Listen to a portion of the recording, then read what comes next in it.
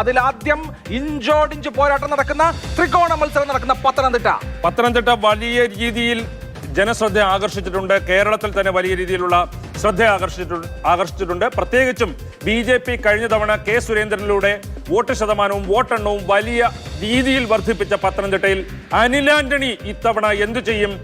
വിജയിയെ തീരുമാനിക്കുന്നതിൽ ഒരു നിർണായക ഘടകമാകുമോ അതോ അനിൽ ആന്റണി തന്നെ ജയിക്കുമോ എന്ന് സ്വാഭാവികമായിട്ട് ആളുകൾ ചിന്തിക്കും. കഴിഞ്ഞ തവണ 29% വോട്ട് BJPക്ക് ലഭിച്ച മണ്ഡലമാണ്. കൃത്യമായി പറഞ്ഞാൽ 2,97,396 വോട്ട് കെ സുരേന്ദ്രൻ പോൾ ചെയ്ത മണ്ഡലമാണ്. അവിടെ അനിൽ ആന്റണി ഉണ്ട്. കഴിഞ്ഞ തവണത്തെ നമ്മുടെ സർവേ അനുസരിച്ച് ആന്റോ ആന്റണിക്ക് 2 പോയിന്റിന്റെ ലീഡ് മാത്രമാണ് ഉണ്ടായിരുന്നത്. തോമസ് ഐസക്കും അനിൽ ആന്റണിയും ടൈഡ് ആയിരുന്നു. പക്ഷേ എന്തായാലും ഇപ്പോഴത്തെ അവിടെ സ്ഥിതി എന്ന് പറയുന്നത് നമുക്ക് ഫലത്തിലേക്ക് പോകുന്നതിന് മുമ്പ് തന്നെ പറയാം. അവിടെ തോമസ് ഐസക്കും ആന്റോ ആന്റണിയും തമ്മിലുള്ള നേരിട്ടുള്ള മത്സരമാണ്. ഇപ്പോൾ അനിൽ ആന്റണിയെ സ്വന്തം പിതാവായ AK ആന്റണി തന്നെ തള്ളിപ്പറഞ്ഞു. അവിടെ അദ്ദേഹം തോൽക്കണം, അനിൽ ആന്റണി തോൽക്കണം എന്ന് AK ആന്റണി പറഞ്ഞു. അവിടെ പോകുമോ ഇല്ല എന്നുള്ളത് വേറെ കാര്യം. പക്ഷേ അത്തരത്തിലൊരു നിലപാട് പ്രഖ്യാപിച്ചു കഴിഞ്ഞു. അതിനെതിരെ രൂക്ഷമായി ഉള്ള പ്രതികരണം തന്നെ അനിൽ ആന്റണിയുടെ ഭാഗത്തുനിന്ന് വന്നു. എല്ലാമാണെങ്കിലും ഇപ്പോൾ മത്സരം പ്രധാനപ്പെട്ട മുന്നണി സ്ഥാനാർത്ഥികളായ CPM സ്ഥാനാർത്ഥി തോമസ് ഐസക്കും അതുപോലെ തന്നെ കോൺഗ്രസ് സ്ഥാനാർത്ഥി ആന്റോ ആന്റണിയും തമ്മിലാണ്. വളരെ ശക്തമായ രാഷ്ട്രീയ മത്സരം നടക്കുന്നു. നിയമസഭാ തെരഞ്ഞെടുപ്പിന്റെ നിലയനുസരിച്ചാണെങ്കിൽ LDFന് മേൽക്കൈ ഉണ്ടാവേണ്ടതാണ്. പക്ഷേ ലോക്സഭാ തെരഞ്ഞെടുപ്പിൽ നമുക്കറിയാം പത്തനംതിട്ട ഈ രൂപത്തിൽ ഉണ്ടായതിനു ശേഷം ഉള്ള എല്ലാ തെരഞ്ഞെടുപ്പിലും UDF ആണ് ജയിച്ചിട്ടുള്ളത്. ആന്റോ ആന്റണിയാണ്. ആന്റോ ആന്റണിക്ക് ആ ആന്റി ഇൻകംബൻസി കൂടി നേരിടേണ്ടി വരുന്നുണ്ട്.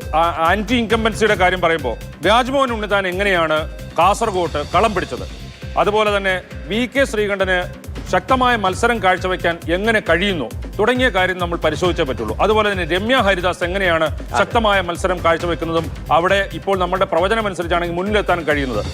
അത് വെച്ച് നോക്കുമ്പോൾ, അതേ അളവുകോൽ വെച്ച് നോക്കുമ്പോൾ ആന്റോ ആന്റണി വലിയ രീതിയിലുള്ള എതിർപ്പ് ആ മണ്ഡലത്തിൽ ഉള്ളവരിൽ നിന്ന്, കോൺഗ്രസ്സുകാരിൽ നിന്ന് നേരിടുന്നു എന്നുള്ളത് ഒരു യാഥാർത്ഥ്യമാണ്. അത് മുതലെടുക്കാൻ ബാക്കിയുള്ളവർക്ക് കഴിയുന്നുണ്ടോ എന്നുള്ളതാണ്. അല്ല, അതിന് കാരണം എന്ന് വെച്ചാൽ 3 ടേമായി 15 വർഷമായിട്ട് ആന്റോ ആന്റണി MP ആണ്. രാജ്മോഹൻ ഉണ്ണിത്താന്റെയും രമ്യയുടെയും ശ്രീകണ്ഠന്റെയും ഒക്കെ കേസിൽ അവര് 5 വർഷമേ MP ആയിട്ട് ഇരുന്നിട്ടുണ്ട്. പക്ഷേ അഭിലാഷ്, ഇതിനകത്ത് ടേം വെച്ച് നോക്കുകയാണെങ്കിൽ 10ാമത്തെ തെരഞ്ഞെടുപ്പിലാണ് കൊടിക്കുന്നിൽ സുരേഷ് മത്സരിക്കുന്നത്. ഇതിന്റെ ഇടയ്ക്ക് 2 പ്രാവശ്യം തോറ്റിട്ടുണ്ട്.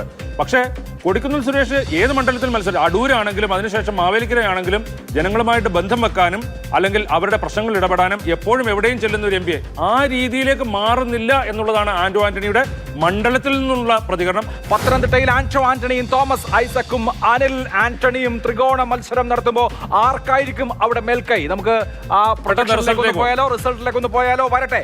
ആന്റോ ആന്റണി, തോമസ് ഐസക്, അനിൽ ആന്റണി, ഇവരിൽ ആർക്കാണ് മേൽക്കൈ നോക്കുമ്പോൾ ഇതാ ആന്റോ ആന്റണിക്ക് 37% കഴിഞ്ഞ തവണ ഒരു 2 പോയിന്റ് മാർജിനാണ് ഉണ്ടായിരുന്നതെങ്കിൽ അത് 4 ആക്കി വർദ്ധിപ്പിക്കുന്നു. അതായത് ആന്റോ ആന്റണി പത്തനംതിട്ടയിൽ കംഫർട്ടബിൾ ആണ്. തോമസ് ഐസക് 33% വോട്ടുമായി 2ാം സ്ഥാനത്ത് വരുന്നു. അതേസമയം അനിൽ ആന്റണിയുടെ വോട്ട് കുത്തനെ താഴേക്ക് പോകുന്നു. ഒരു 5% ഇടിവ് കഴിഞ്ഞ തവണത്തെ പ്രൊജക്ഷനിൽ നിന്ന് അനിൽ ആന്റണിക്ക് സംഭവിക്കുകയാണ്. എന്തുകൊണ്ടായിരിക്കും അനിൽ ആന്റണിയുടെ വോട്ട് വിഹിതം കുറയാനാണ് സാധ്യത എന്ന് ഈ സർവേ പറയുന്നത്? അനിൽ ആന്റണി BJPയുടെ ദേശീയ സെക്രട്ടറിമാരിൽ ഒരാളാണ്.